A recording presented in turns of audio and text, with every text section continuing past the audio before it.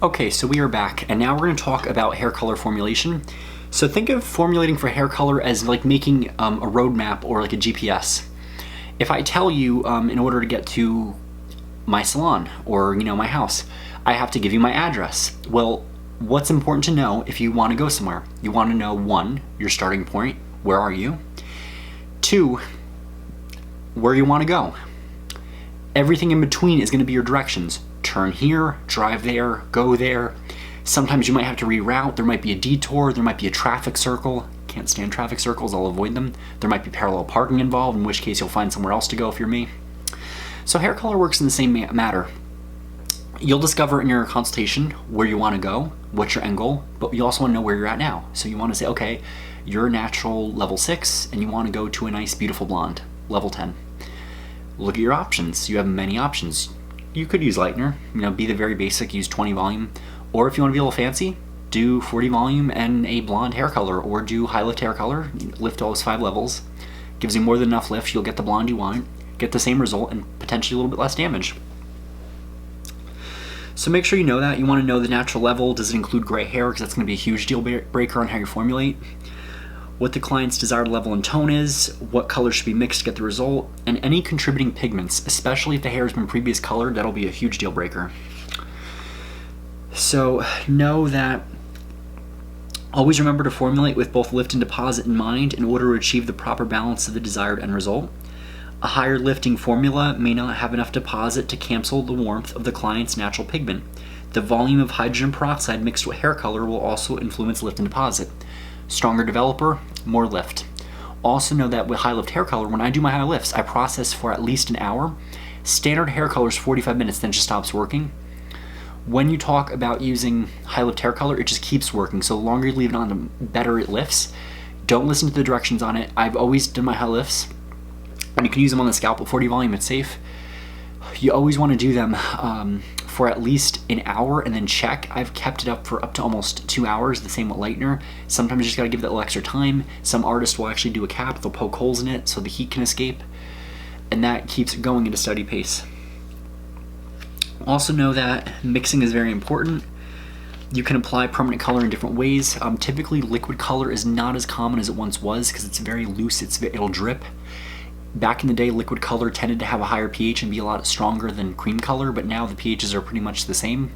So there is gel color, which is a thicker liquid. It's almost like a gel consistency. You could apply it with a brush and bowl, but typically I prefer to apply it with an applicator bottle. Your traditional old school Redken color gels, not the new ones that are the color gel lacquers.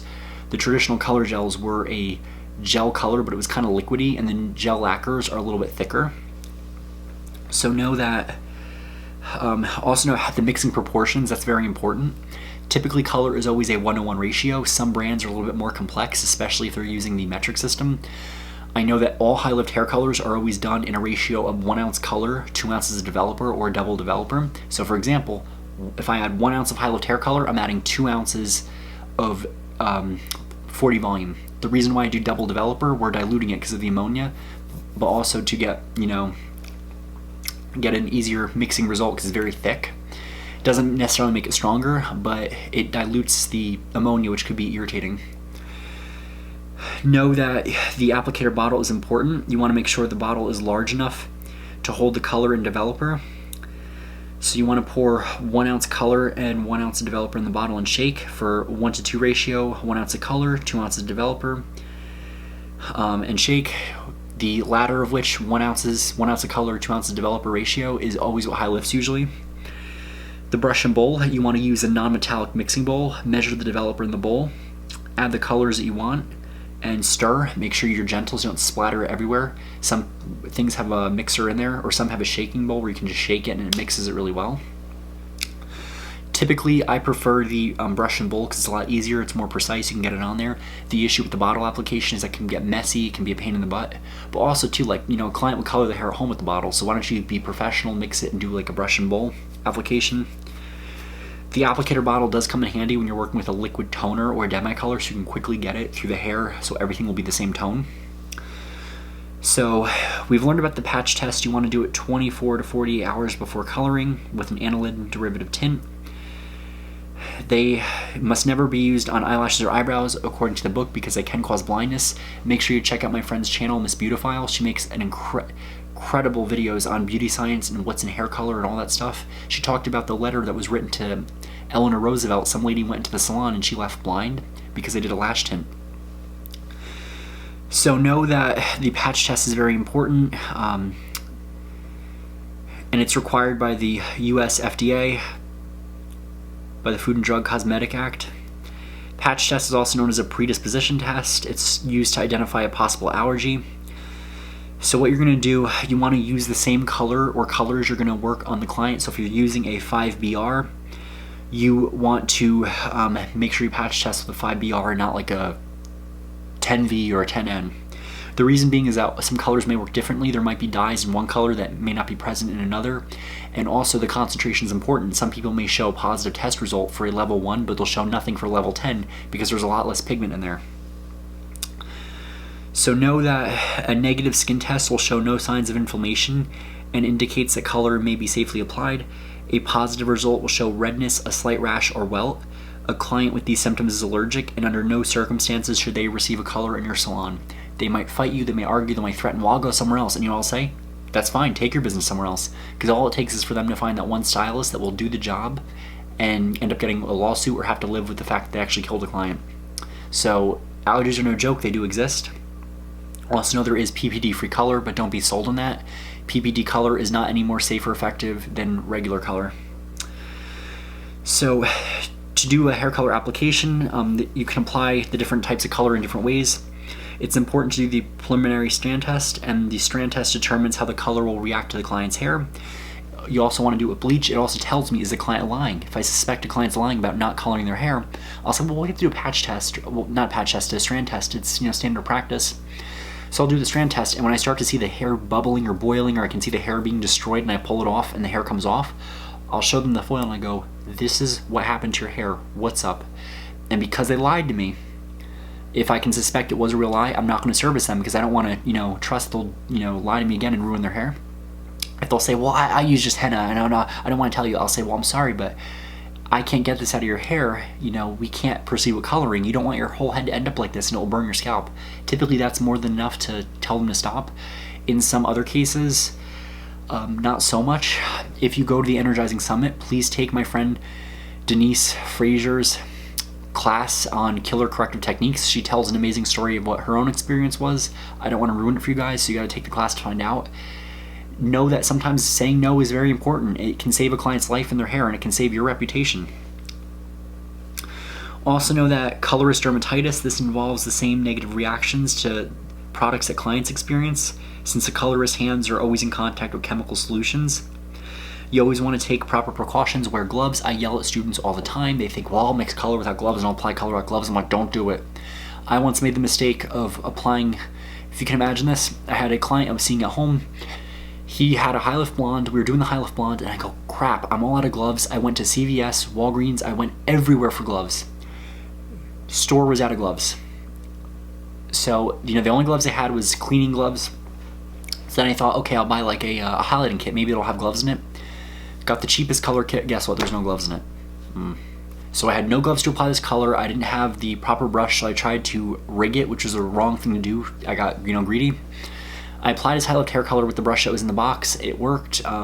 He was happy with his color, but the downside, I got the color all over my hands. This was double 40 volume developer. It was a high lift shade, and I'm thinking like, well, because it doesn't stain clothes, doesn't lift clothes, it'll be safe. Wrong. My whole fingers were burnt up.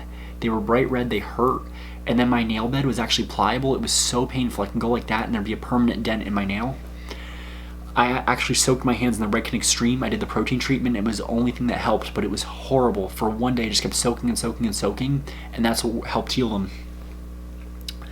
So know that temporary colors, there's many methods of applying them. They could be mousses, gels, sprays, shampoos. Shampoo's easy, just shampoo it in and then rinse. Brew Fanciful is one of the most old school color companies that did this. You can just apply the fanciful mousse, which is really easy, and typically a lot of these the clients can apply at home. It's very old school to have these in a salon anymore. It was big back in the day. The hair makeup, they make hair makeup or lipstick you can put on the hair and that covers it. Semi-permanent colors, because they contain the similar ingredients that colors have, we have to patch test for them. Porosity will determine how they saturate the hair. Know that semi-permanent colors may create a staining action, especially in freshly bleached hair. If you ever watch any of the horrible YouTube pranks where people put the hair dye in the shampoo, that can actually wreck someone's hair because it can penetrate at different levels, especially if the hair is very porous, which will grab the color like that. And non-porous hair tends to reject it. I remember using Splat years ago. That was a brand that's on the market that people have used, and I'm guilty of that. I tried to get my hair blonde with it. I have very thick hair, so I mixed the peroxide wrong. I applied the bleach uneven. What happened was it gave different levels of lift in the hair and banding, and what had happened was when I put the red over it, it applied in a very splotchy manner and it came out horrible. Also know that Demi-permanent hair color, this is a color that you also want to patch test on, and then when you're formulating for this, you want to follow the manufacturer's directions. Typically you're just going to apply it quickly on dry hair, some of them clean dry hair or clean damp hair. My own experience, applying it on clean damp hair is better. That way you're cleaning off all the gook, and then the color is able to penetrate in better. They have a lot of gunk on their hair. What's going to happen is it's going to block the color.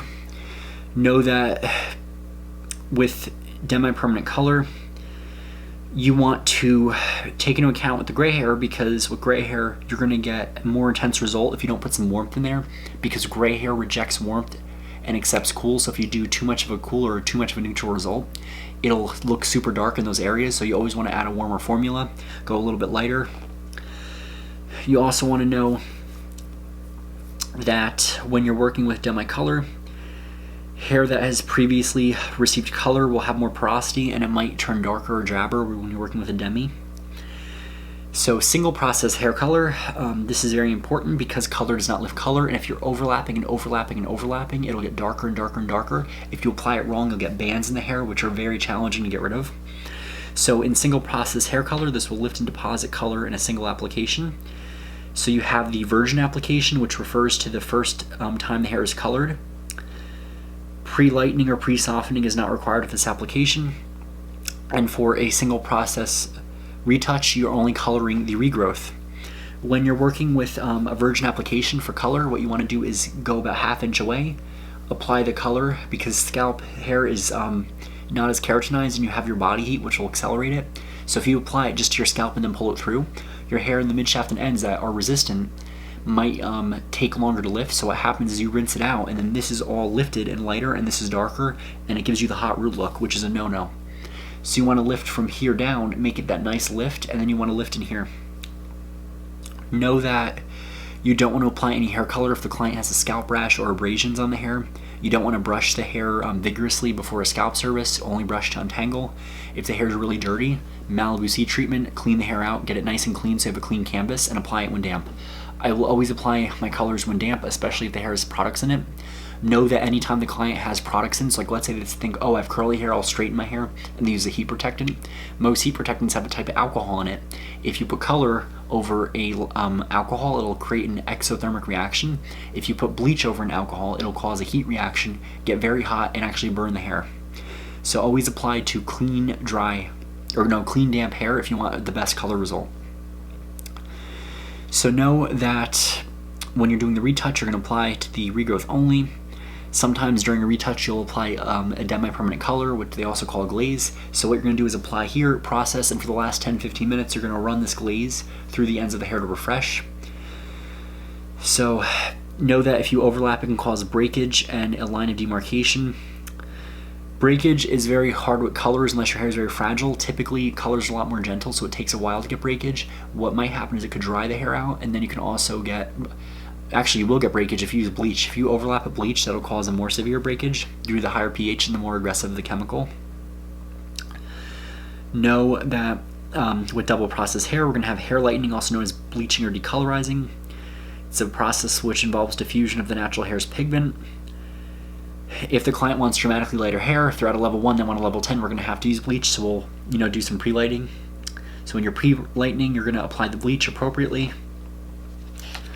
And then what you're going to do is after you pre-lighten, you're going to use an applicator bottle or bowl and brush, apply a toner, and get the level of color you want. So what I'm going to do here is, because I know there's a lot of information on applications and all that, I am going to... Oh, I also want to mention, before I let you break, when you're working with lightening hair with bleach, you have the virgin application and the bleach retouch. Know that when applying bleach, you want to hit the regrowth only if you're doing a regrowth application. Smaller subsections, start in the back, work your way to the front. Avoid getting it on their skin because that can burn. When you're doing a virgin bleach application or virgin lightener application, go about half an inch away from the scalp, apply it to the mid-shaft and ends. Use cotton if you have to keep the hair up, and then go back in and apply it to the regrowth. I've seen people use a stronger bleach on the mid-shaft and ends and then do an oil bleach. That's the old school way of doing it. Most of the times, a lot of the bleaches we use are a lot gentler, so you can use them on and off the scalp, especially with just 20 volume developer. You'll get where you want to go. It just takes a lot longer, but it keeps the integrity of the hair. So what I will do is I'm going to break here. We're going to get an early 5-minute break. When I come back, we're going to talk about the types of lighteners, how to use them, and some different techniques with lightener. And that is that.